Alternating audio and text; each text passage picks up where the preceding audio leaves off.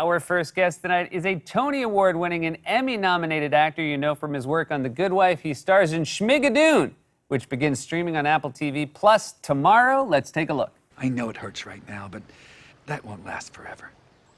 Soon you'll forget all about Josh and find somebody new, somebody better. It's not that easy. I didn't say it would be easy, but it will happen. I'm certain of it.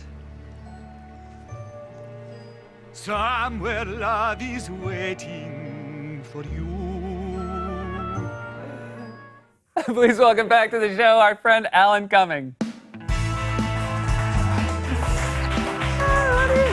Hilarious. Good to see you. Hi, everybody.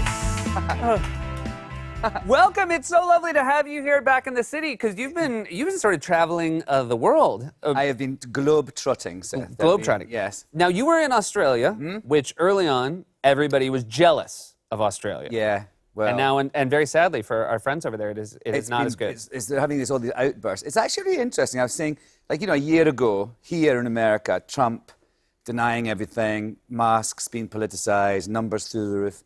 And then a year later, look at, it's incredible that the percentage of people who are vaccinated, and so you were talking about that lovely girl encouraging young people to be vaccinated. Whereas in Australia, who had it all going on and had the security and the track and trace thing, they just didn't get ahead with their vaccinations. It's only 6 or 4% of the really population vaccinated. So now they've had all these, inevitably, they're going to have, and with the Delta strain and everything. So one of the great casualties was my tour of Australia had to be postponed. But it was actually hard to get out in time, right? Oh, well, yeah. What do you mean, to leave Australia? Yeah, well, I guess you had an issue. I got burgled. I was the artistic director of the Adelaide Cabaret Festival. So that was fun. And I'd been planning that for a long time. And then I went and quarantined for 2 weeks in a hotel. Then I was in Adelaide I was going to be in Adelaide for a month for this festival. I was performing, I was doing my Club Cumming thing, I was blah, blah, blah. And the penis painter that we talked about one time was there too. I don't know why I mentioned that, but anyway. I would like us to mention him every time you're here. Yes, he's called Brent. He rocked Adelaide, let me tell you. They did not know what had hit them, literally. Thank you. Anyway, so, but I got burgled. And so my I'm passport... so happy you said that instead of robbed, because I think burgled with a Scottish accent is just tremendous to And hear. you know I don't like burglarized. You Americans say burglarized, Yeah. don't you? I don't like... Why do you not just say burgle? Well, I'm going to from here on out the rest of my life. It's a burglary. You get I guess you could say burglary. I don't... Don't immediately back off your own... No, I'm standing firm, like Brent Ray Fraser. The penis painter. The penis painter. Thank you for listening. So anyway, I got burgled, and my passport was stolen. So it was kind of a funny. It was distressing, obviously, because it was a burglary, but and it was sort of violent and awful. I wasn't there, thank goodness. But what was weird about it was that I had to get a new passport. Otherwise, I wasn't going to be allowed to leave Australia. And it was my American passport. Because I have a European one too. Anyway, so there's 3 American consulates in Sydney, Melbourne and Perth. So I was like, oh, well, I'm going to Sydney twice because my show sold out, so I had to go a second time. Well, right after as Adelaide Festival was finishing, Sydney went into lockdown because they had an outburst, a cluster, or whatever you call it. And then I was like, oh, well, I'm going to Perth. Perth lockdown as well. So it was like in the last day, it was like getting the last helicopter out of Saigon. The Melbourne...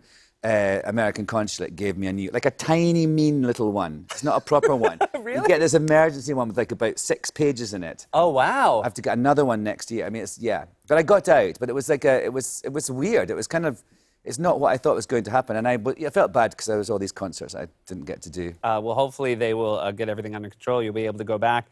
In the meantime, they can enjoy, like the rest of us, Schmigadoon. This is a wonderful show that sort of plays off 1950 Broadway musical tropes. Wonderful cast: Keegan-Michael Key, Cecily Strong, yes, Kristen Chenoweth, and our own Fred Armisen. Fred, yes. I'm gesturing to the drums. He's not there, of course. But yes, when we were shooting it, it was so funny because we were in the same hotel, me and Fred, and Kristen was my next door neighbour. That was hilarious. And Fred would always have to go off and record his little bits.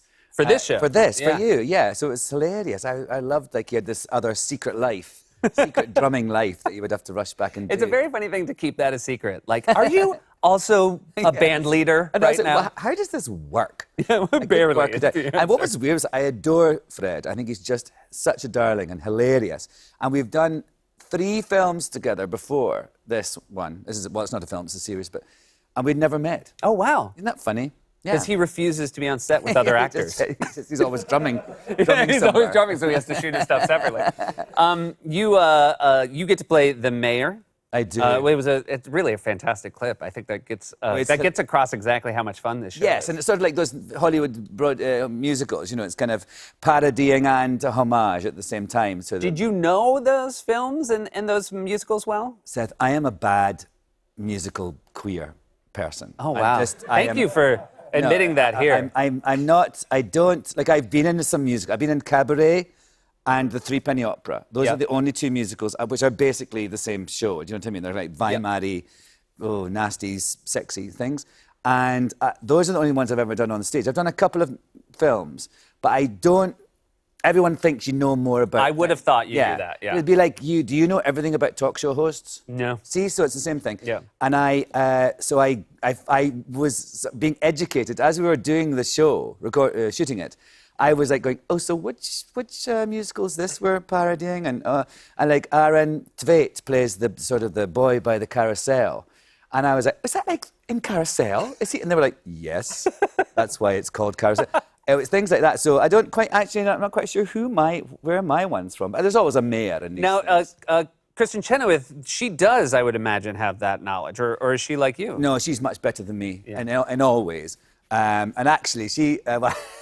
I'm going to tell you this hilarious story that I think is the best story about Kristin Chenoweth, because we hosted the Tonys together a few years ago, and she knew, in that, obviously, you have to you do sort of jokes about musicals, and again, I wasn't up to speed, but I get by. But so we were hosting the Tonys, we were laughing because we both won a Tony a long time ago, around about the same time, and there used to be this lovely lady called Isabel Stevenson, who was like the head of the American theatre wing. You know, she was like this older lady and very glam, and she was like, they sort of wheeled her out, and she was like, the American theatre wing is delighted.